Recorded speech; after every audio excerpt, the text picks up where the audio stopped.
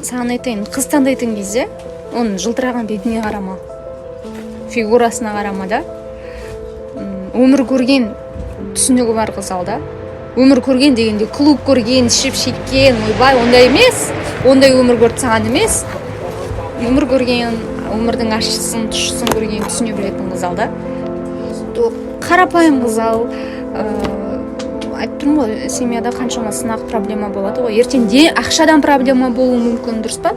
Денсаулықтан проблема болуы мүмкін. Құдай сақтасын, сен отырып қалдың, ал сен жағдайын жасамай кетіп отырса ше басқалай толбаған деп. Ол сынып кетсе сынаққа, қалтаңда ақшаң жоқ, сен керек емессің деп, жұмысың жоқ деп кетіп отырса, сондықтан түсіне білетін сондай қарапайым қыз ал да. Өмірлік жар таңдаудан қателеспе. Болмайды. Ол өйткені өміріңнің соңына дейін бірге болады барлығы. Соңғы қазір қателесіп ажырасу деген көп болады ғой, байқадың ба? Өте көп ажырасу.